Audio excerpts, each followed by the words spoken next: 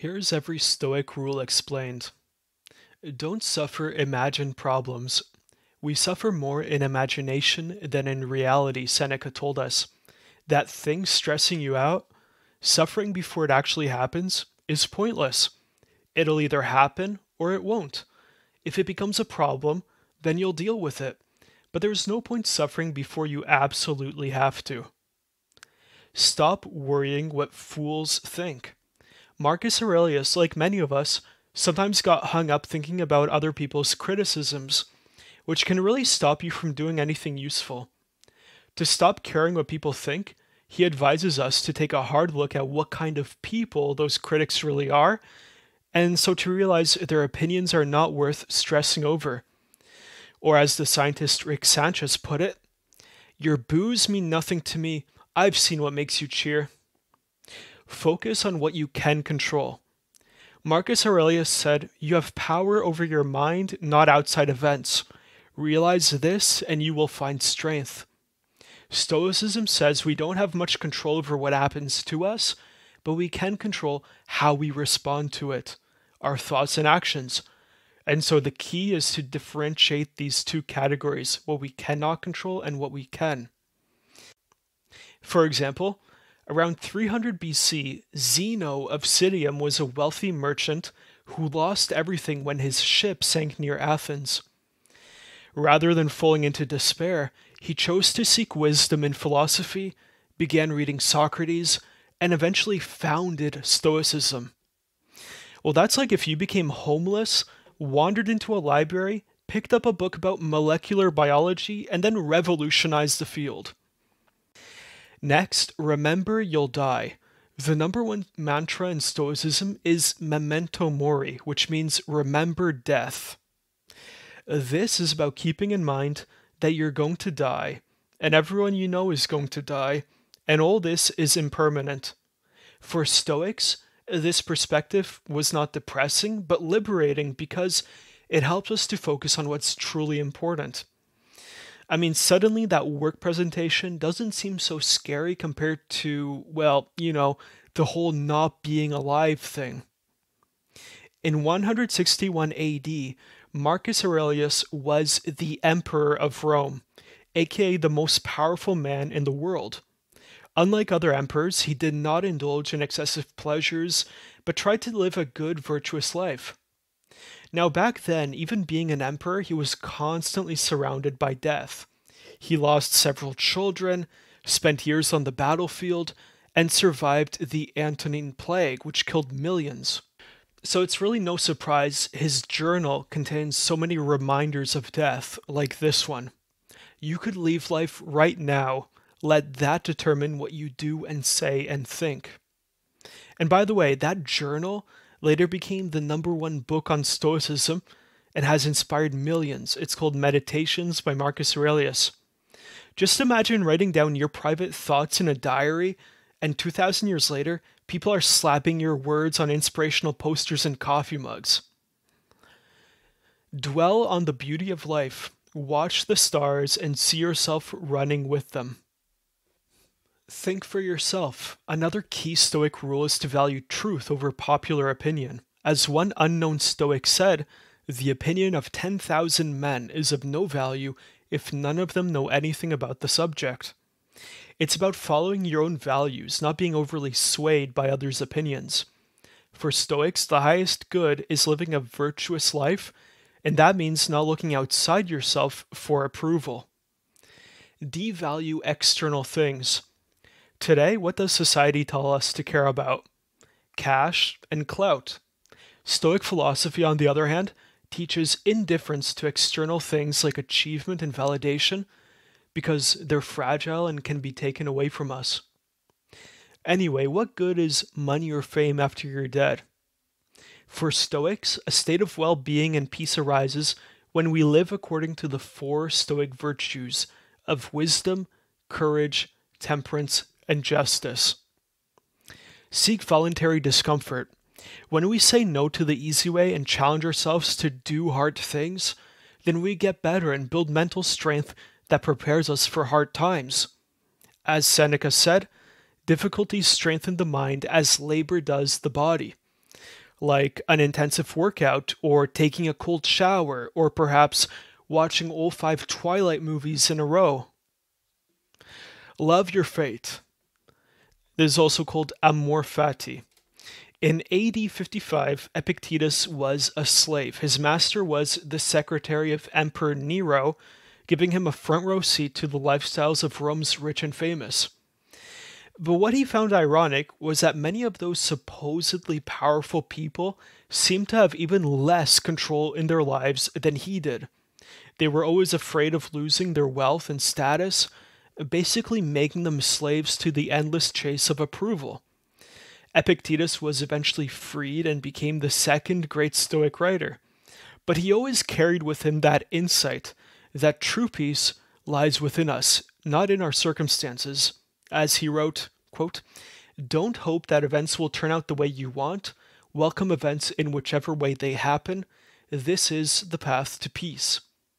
In other words, life sucks, but everything's fine. Don't believe everything you think. Epictetus also said it's not events that disturb us, but our judgments about them.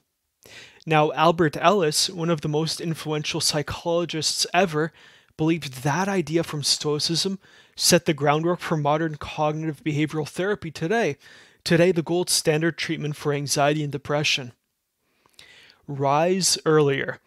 It's funny to think that Marcus Aurelius, the most powerful man on earth, sometimes struggled to get out of bed. Like many of us, he too had mornings where he preferred to be a warm blanket burrito rather than facing the cold morning. But he urged himself to get up and fulfill his duties. Why? Because as humans, our purpose is to act and experience life, not just to enjoy comfort. Just as animals and plants play their roles in nature, we too are called to contribute and engage with the world. Or at least to shuffle out of bed to face our first daily adversary, the coffee machine. Morning journal. Without journaling, Stoicism simply wouldn't exist. Marcus Aurelius would never have inspired millions of people if he never wrote his thoughts down. And we can do the same. Let go of resentment. Stoicism advises us to forgive and let go of what people may have done to us. Like Buddha said, holding on to anger is like holding on to a burning coal. It's only you that gets burnt. And for Marcus Aurelius, quote, "The best revenge is not to be like your enemy," end quote. Say less than necessary. We have 2 ears and 1 mouth, Epictetus famously wrote, so that we can listen twice as much as we speak. It's not really about speaking less, but speaking when necessary, because once your words are out there, you don't have the power to take them back. Stop complaining. If it is endurable, then endure it. Stop complaining, said Marcus Aurelius. Now, I like to imagine he came up with that line trying to get his toddler to eat broccoli. Live with less. It's about going without certain indulgences that we've begun to take for granted. Around 54 AD, the third great Stoic writer, Seneca, was one of the wealthiest men in Rome and an advisor to Emperor Nero. Yet he set aside a few days each month to practice poverty. That meant eating just bread and water and wearing super basic clothes. He believed that, quote, "until we have begun to go without them, we fail to realize how unnecessary many things are. We've been using them not because we needed them, but because we had them," end quote. Practice negative visualization. Most people dream of things they don't have and things they want, but that can increase our feelings of dissatisfaction. The Stoics, on the other hand, visualized losing everything, including their possessions, relationships, and health. Not only does visualizing setbacks like that prepare us for them mentally, but also, when we feel how deeply we would miss our current blessings, it leads to a profound sense of thankfulness. When you arise in the morning, think of what a precious privilege it is to be alive, to breathe, to think, to enjoy, to love. That's from an unknown Stoic. Don't tell people your plans. Ryan Holiday moved to New Orleans to start writing his first book, but he didn't tell anyone what he was doing. Friends thought he was just unemployed, maybe trying to become a competitive Mario Kart player or something. But he just didn't want any credit for being a writer before his book was actually done, preferring to focus on his work. And today, he's the top Stoic writer. The Stoics say that becoming better requires us to put aside our ego and even let others think we're foolish if necessary. Be careful who you're around. A popular expression goes, "You are the average of the 5 people you spend the most time with." The Stoics advise us repeatedly to be around people who uplift us and make us better. Be careful what you focus on. Similarly, we become what we choose to pay attention to. Marcus Aurelius said, "The things you think about determine the quality of your mind. Your soul takes on the color of your thoughts." For example, if you spend hours each day doom scrolling through fear-driven news stories, you're going to become a fearful person. On the other hand, if you watch funny cat videos, you become a cat. Keep learning. The Stoics emphasize the importance of continuous learning, which requires humility. You can't learn something if you believe you already know it. Marcus Aurelius said, "Forget everything else, keep hold of this alone, and remember it. Each of us lives only now this brief instant, the rest has been lived already, or is impossible to see. Forget the past and the future, and live now." Choose your response. Viktor Frankl was a Jewish psychologist who survived the Nazi concentration camps of World War II, but the rest of his family was murdered in those camps.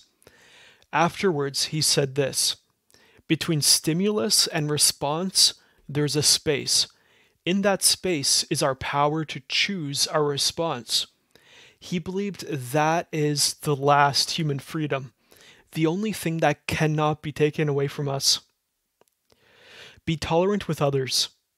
Stoicism recognizes that people often suck and accepts it as an inescapable part of life.